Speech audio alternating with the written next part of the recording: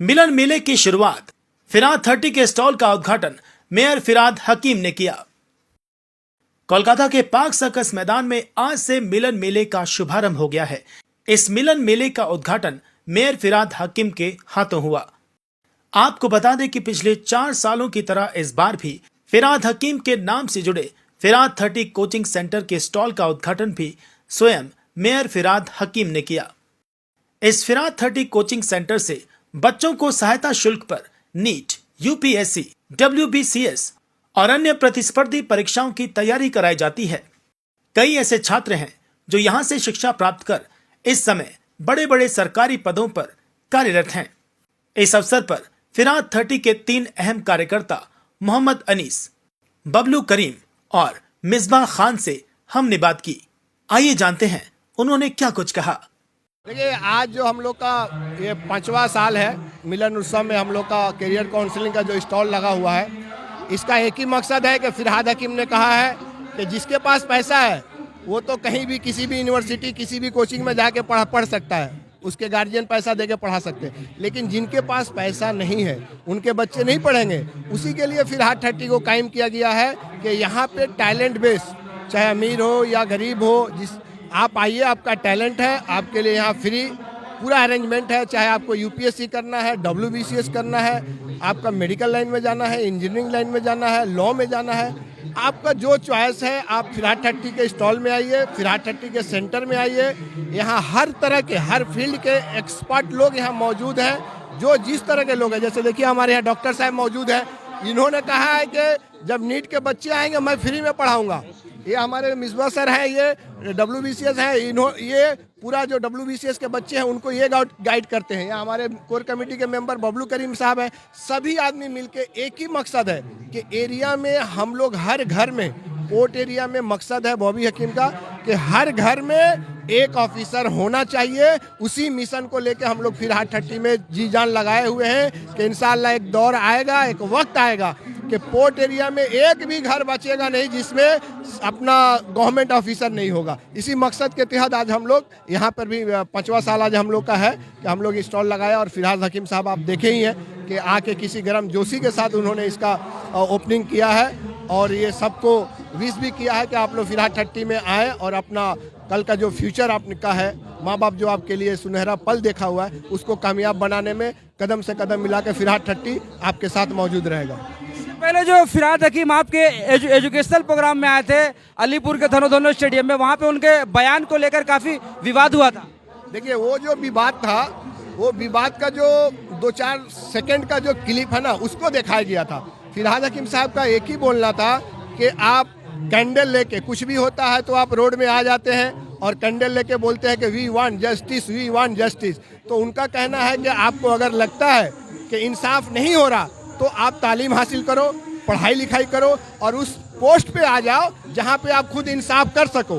आप इंसाफ देने वाला बनो, इंसाफ मांगने वाला मत बनो। जैसे कि आज माइनॉरिटी के जो उनका बोलना था कि माइनॉरिटी में सुप्रीम कोर्ट और हाई कोर्ट में कितने माइनॉरिटी जज हैं, तो उसके लिए कि उन्होंने कहा कि आप पढ़ाई लिखाई करके जज बनो, IAS IPS बनो। और इंशाअल्लाह अगर आप लोग सब आदमी मेहनत किए और फिराद 30 जिस तरह से आपके पीछे लगा हुआ है, तो इंशाअल्लाह वक्त आएगा कि हम माइनॉरिटी से मेजॉरिटी में हो जाएंगे। तो वो पोस्ट लेके बोले कि हम लोग IAS IPS ज़्यादा बने, हम लोग जज ज़्यादा बने, इसके लेके उन्होंने बोला। लेकिन कुछ लोगों का काम है, जैसे आपने देखा होगा कि मक्खी का क्या काम है, पूरे बदन में जो साफ सुथरा जगह वहाँ नहीं बैठेगी, जहाँ पे एक जख्म है जाकर वहाँ बैठेगी। तो ये कुछ लोगों का काम है कि फिराद हकीम ने क्या कहा, वो जो थोड़ा सा है 1-2 सेकंड का उसको दिखाया कि फिराद हकीम ने ये बोला, क्यों बोला वो नहीं बताया गया। इसमें कोई मतलब नहीं था, एक ही मतलब है कि एडुकेशन में आगे आओ। बंगाल में एडुकेशन जो पहले 1 नंबर में था अभी पीछे हो गया है। इसके लिए उनका बोलना है कि हम लोग एडुकेशन में आगे आए ताकि माइनॉरिटी से मेजॉरिटी के बराबर हम लोग कायम हो सके, यही मकसद था। साहब, काफ़ी दिनों से आप फिराद 30 से जुड़े हुए हैं, क्या बोलेंगे? देखिए, इस इंस्टीट्यूट का मकसद ये है कि जो सबसे पिछड़ा हुआ तबका है या कोई भी लड़का एमलेस एजुकेशन ना हो, सिर्फ पढ़ते जाना, क्यों पढ़ रहे हैं, क्या मकसद है, कहाँ से कब शुरू करना चाहिए, तो ताकि उसकी सेट गोल की जा सके, अर्ली सेटिंग ऑफ गोल हो, ताकि हम उसके मकसद को वहीं से फिक्स कर सकें। ये हम लोग की कोशिश है।